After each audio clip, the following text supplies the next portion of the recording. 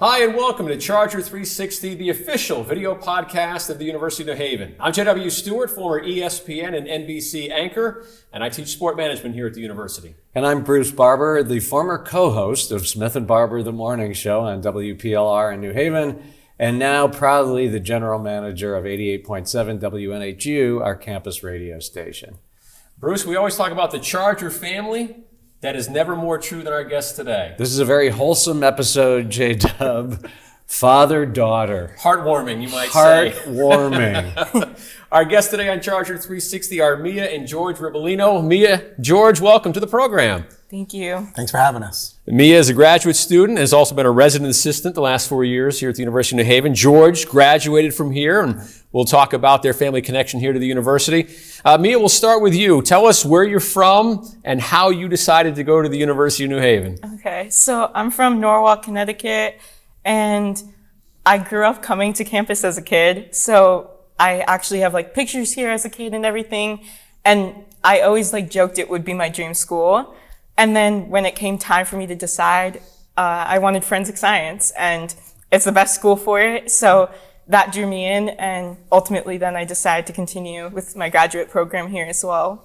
So. Well said. It's everyone's dream school. Let me tell you. How about you, George? How did you decide on the University of New Haven? Well, it's my story wasn't as simple as Mia's, but basically when I was in my senior year of high school, that was the time before the Gulf War, and originally I was going to sign up to go into the military, which I did try to do, and due to bad eyesight, I didn't get accepted. So it changed my plans of how I was going to do things, and my one of my uncles through marriage mentioned to me, "Hey, my brother is the director of personnel here at University of New Haven." He goes, "It's a great school. You should consider, applying, and they give good scholarships." So I applied, and lo and behold, I got a scholarship, and that's how I wound up at University of New Haven. And J-Dub, I feel an immediate sense of affinity with George because he was both, did sports broadcasting on WNHU, correct? Correct, yep. And worked on the Charger Bulletin. Yes. Talk about how those experiences added to your college experience. Well, the thing is, I was a business administration student, so, but I wanted to get involved in stuff on campus. When I was in high school, I regretted not really getting involved a lot. I was shy, so I was like, I never wanted to really get involved. And I promised myself when I came to school here that, because I heard the school there's a lot of things you get involved in. I said, I'm going to get involved in something. And I saw an ad in the Charger Bulletin, not only to be part of the Charger Bulletin, but also to be a part of WNHU. And I know you had to do the FCC license at that time, so I had to take the test. Wow. And at the time, the general manager was Bruce Avery. I guess he used to do weather for Channel 8 in New Haven years ago. And lo and behold, I took the test. I was able to get involved on the sports side because I was a big sports fan, and started doing the pre and the post game shows for the football team, which was phenomenal in the early 90s. And then in the newspaper, I wrote sports at first. And so I was the sports editor for 2 years, and then I became the editor-in-chief for my last 2 years of school. So Mia, your dad was very involved here. You were also very involved. Tell us, what are some of the projects and clubs that you've been involved in? So my first year was I was the high school class of 2021, so it was still COVID a little bit, and a lot of restrictions. So I mostly just hung out and got to know my building and did hall council, and loved doing hall council. I lived in West Side and was interested in the RA role. So I applied, and I actually originally got on the alternate list, and then I got a call the day of when I was trying to move stuff in to be we have an opening now. So I moved, and I got put into Celentano. And so ever since this is now my 4th year being an RA, and I've loved it. And then I tried out some things. I actually did Charger Bulletin the news and did the camera for a bit for a semester or so. And then recently I was treasurer for the Newman Club. They were restarting it on campus and everything, so I helped with that. But my primary thing was always just helping as an RA and doing that. So. Wow, that is wonderful. And So I think you've put yourself in a great position going into the working world. So you've studied forensic science, but you did the RA job. And I think what we're seeing now in a world of AI is those soft skills, those people skills are so important. Do you feel like being an RA really helped you with that? Yes. So believe it or not, like I am pretty shy and I don't love talking to people. But in the RA role, I can just be myself. And really, I had the privilege of, after being in Salentano, and at the time it was all juniors and seniors, and I was a sophomore. So that really pushed me outside my comfort zone. They're all older than me, they know more than me about campus. So then I got placed in first years, and I was the forensic science ELC RA for 2 years. And being able to help first years just really also enlightened me, because they're very vulnerable coming in. It's brand new, and I get to help them. And I understood the different perspective, because while I'm close by, there is still homesickness. Especially once becoming an RA, you can't just go home so easily and everything. So being able just to help them and make them feel this is home now, and you don't, you'll always have a home back home, but this can be your second home. I felt like it was really important, and I wanted to bring that to them. George, when you were a student here, did you live on campus? Yes, I did. So I actually grew up in Florida. So I was born in Brooklyn, New York. We left when I was 5 and grew up in Florida. And then I came up here, and everybody would make fun of me. They're like, "What are you doing coming up north? You should be staying down south." And I did get accepted to Florida State and University of Florida.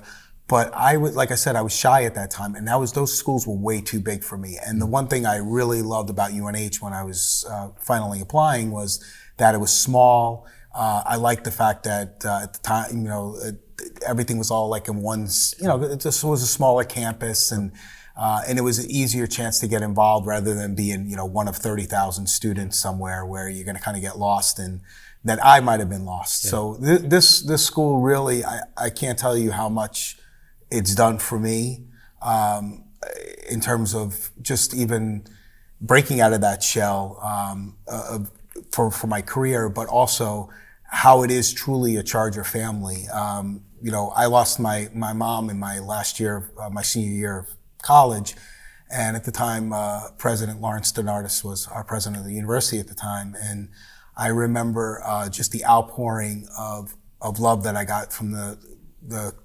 university in terms of, flowers being sent to my mom's wake from the president's office, and all the cards and letters, and from the librarian to all the different offices on campus. I got to know so many people from being the newspaper editor. So just the stuff that's something that I always take with me, that this is truly a family. When you say it here on this show, it truly, what you say is totally true. Wow. And amazing. It's something that I get choked up about even just talking about, because that was a tough time in my life. Just something so tragic like that, and be able to get all the love and support that I received from the university campus made things so much easier, and I was able to finish off my senior year strong, and just have these fond memories that I have of the university. Wow, that's awesome. That's amazing. And Mia, for you to then be able to, in the way that the university supported students, you were supporting students, are supporting students. But I want to jump back just quickly so that people understand what an ELC is, because I think it's such a wonderful part of what we offer here. So there's some variations, so I can speak on specifically what I did with the forensic science one. I had another RA with me, and we would host usually weekly, unless classes, it was basically another class for them. So ELCs are basically dorms, or is it sections of dorms that are devoted to a field of study, right? Or area of interest. Area of interest. But specifically the forensic science one, they lived all on the same floor together, and they were all forensic science majors, and including the 2 RAs were. And actually, in the last semester, I was not anymore because I became a grad student. But for the most part, usually it's for the full time. I'm thinking they watched students. A lot of CSI. It's quite fun. And we would just meet weekly for an hour. It is 0 credit, but they do register as if it's a course. And we would help them with homework if they needed it. We brought in tutors from, at the time, CLR, now Task and everything. And then we would also, the big thing was have professor talks. So they got to meet the professors of the department and see some of like their background. So talk some about maybe some different special topics courses that they teach, or what led them to do what they're doing today of getting here. A little bit of both. We tried to just introduce that to them and see like the different paths they could go into, because forensic science is so broad. And then we would also do fun activities with them and hands-on things, and help guide them. Like, especially for me, by my last year doing it and everything, I'd taken every single class that they're going to be taking. So even just recommending on like when to take a class, when to not, what professor to have to help you if you're this type of learner and stuff like that. Awesome. Just getting that older advice kind of. They talked a lot about murder. Yeah, maybe there's some questionable conversations that happen. You couldn't if get you away with anything in that dorm. Yes. So it turns out George knows Paul Falcone, who runs our TV studio here and is an executive producer here on Charger 360. George, I overheard you talking with Paul when you came into the studio. You were coming back to school here? No, I'm not coming back to school. I was saying that I was mentioning that I am going back to school. You are? But, no, I'm not going back to school here. Okay. I'm actually entering the permanent diaconate program in the Catholic Church. Okay. So you have to go to a seminary to take classes. It's not full time. Wow. I still have to do my regular, job and. Run life, and I was telling them like 30 years it's been since I've done a paper, so that's going to be interesting. Really? The seminary, they still make you write papers? Oh, yes. Okay. Yeah. All It's right. making me sweat just thinking about it. I'm sweating thinking about it I'll myself. have to give him some advice. Yes. I figured my daughter, who's better to help me than my daughter, right? It's like, That's right. Just in time for me graduating, he starts. yeah, exactly. But no, it's I was because I was saying when I knew Paul, he was actually going back to school at the time to get his master's degree, and I actually was a student. I think in one of the first classes that he taught, so I took it as an elective, one of his courses, and I also worked for Paul in the audiovisual department at the time. Wow. So for work study. Family. Yeah. It's all connected Big here. family. You said it's come 360, right? It is, and Charger. then come to find out that Paul also, I'm in the Knights of Columbus, and he every year does the conventions. He helps out with the audio video for the Supreme Conventions. Mm-hmm. So it's just, again, the small world that we live in. So it sounds like your family has a sense of faith, of community. Mia, talk about how that has led you onto the path that you're on.